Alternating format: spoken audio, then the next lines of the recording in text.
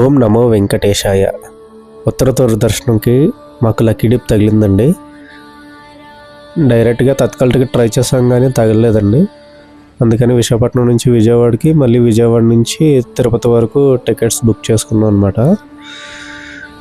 విజయవాడలో దిగి కృష్ణ ఎక్స్ప్రెస్ ఎక్కామండి. తిరుపతిలో రాత్రి అరౌండ్ 11 గంటలకు అలా దించింది ట్రైన్.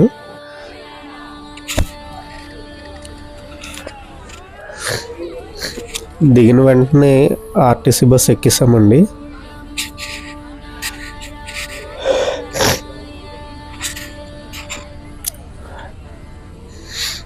లగేజ్ చెక్ అన్నీ అయిపోయిన తర్వాత కొండపైకి బయలుదేరాము. మా ముందు వెళ్తుంది నందిని గీ అండి.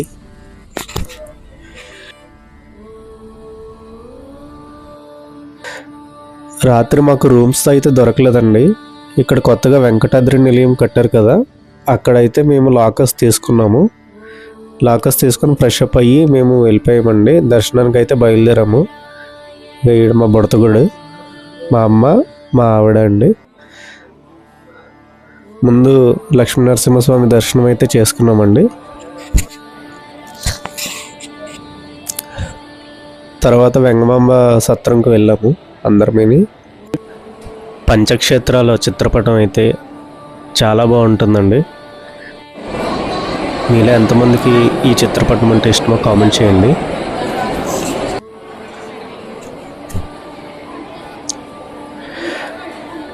స్వామివారి ప్రసాదానికి అయితే మాత్రం తెల్లవారే వచ్చేసాం మేము 11:30 ఆ టైంకి.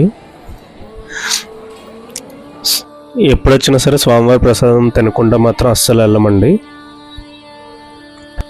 ఉత్తర దూరదర్శనానికి అయితే ప్రత్యేక లైన్లు ఏర్పాటు చేశారండి. ఎవరికి ఎటువంటి అసౌకర్యం కల్పించకుండా చాలా బాగా ఏర్పాటు చేశారు. చెకింగ్ అయిపోయిన తర్వాత లైన్లో అయితే చాలా అంటే చాలా ఫ్రీగా వెళ్ళామండి. మీరు చూస్తున్నారు కదా, జనం అయితే చాలా తక్కువ మంది ఉన్నారు. ఎందుకంటే చాలా లిమిటెడ్గా ఇచ్చారు కాబట్టి వాళ్ళకే దర్శనాలు ఇచ్చారనమాట. ఫ్రీ దర్శనాలు కానీ, విఐపి దర్శనాలు కానీ, 300 రూపీస్ కానీ ఏమీ ఇవ్వలేదు అసలు. నేను ఈ సంవత్సరంలోనే మొత్తం 12 ఏకాదశులు చేశానండి. తిరుపతి వెళ్ళాను.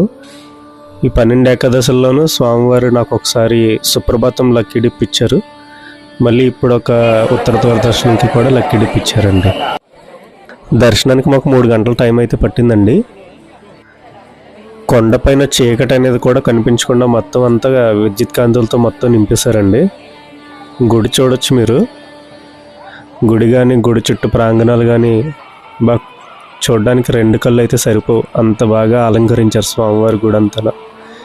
స్వామివారి గుడి లోపల పూల అలంకరణ అయితే మాత్రం అది ఇంకో వేరే లెవెల్ అండి బాబు. మొత్తం నేను ఇప్పటి వరకు అన్ని రకాల పువ్వులను అయితే నేను అస్సలు చూడలేదు. మరి మీరు ఎంతమంది చూసారో నాకు తెలియదు, కానీ నేనైతే ఒక్కసారి కూడా అన్ని రకాల పువ్వుల్ని ఒకేసారి నేను ఎక్కడ చూడలేదు. అంత బాగా అలంకరించారు స్వామివారిని. మాకు కలిగిన భాగ్యం మీ అందరికి కూడా వచ్చే సంవత్సరం కలగాలని చెప్పి దేవుడిని కోరుకుంటున్నాను. స్వామివారి రాజగోపురంకి ఎదురుగా పువ్వులతోటైతే మంచి అద్భుతమైన డెకరేషన్ అయితే చాలా బాగా చేశారండి. ఆ డెకరేషన్ అంతా ఇప్పుడు చూడండి ఎంత బాగా చేశారంటే అసలు ఒక్క దగ్గర కూడా ఎటువంటి ప్లాస్టిక్ కూడా వినియోగించలేదేమో అని అనుకుంటున్నాను నేనైతే. స్వామివారి లైన్ కన్నా ఇక్కడైతే మాత్రం చాలా ఎక్కువ లైన్ అయితే ఉందండి. మాకు ఇంచుమించు గంట సేపు పైనే పట్టింది. ఇక్కడ అమ్మవారి వెనక భాగంలో స్వామివారిని మీరు చూడొచ్చు. ఇక్కడ నాకు తెలిసినంత వరకు అన్ని రకాల పూలు చూశాను, అన్ని రకాల పళ్ళు పెట్టారండి. ప్రతీది పువ్వులతోటి, పళ్ళుతోటి, పచ్చని ఆకులతోటి డెకరేషన్ మాత్రం సూపర్ అండి. ఇక మండపం లోపలైతే మాత్రం అండి అసలు ఇంకా 1 ఇంచ్ గ్యాప్ కూడా లేకుండా మొత్తం అన్ని పువ్వులు, పళ్ళు అన్నింటితోటి నింపేశారండి. అయ్యవారిని, అమ్మవారిని దూరంగా అయితే ఉంచారండి, దగ్గరికి ఎవరిని పంపించలేదు. నాకైతే అక్కడే ఇంకా చాలాసేపు ఉండిపోవాలనిపించింది, కానీ అక్కడ ఎవరిని ఉండలేదండి. మహా అయితే 1 నిమిషం కూడా ఉండలేదు లోపల. అందరినీ అలా బయటికి పంపిస్తూనే ఉన్నారు. లేదంటే అంతమంది జనాన్ని కంట్రోల్ చేయడం చాలా కష్టం కదండి.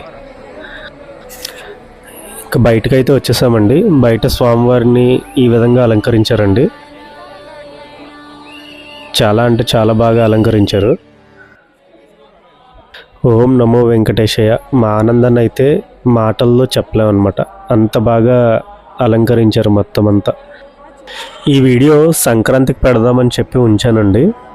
ఈ వీడియో చూస్తున్న వారందరికీ సంక్రాంతి శుభాకాంక్షలు అండి.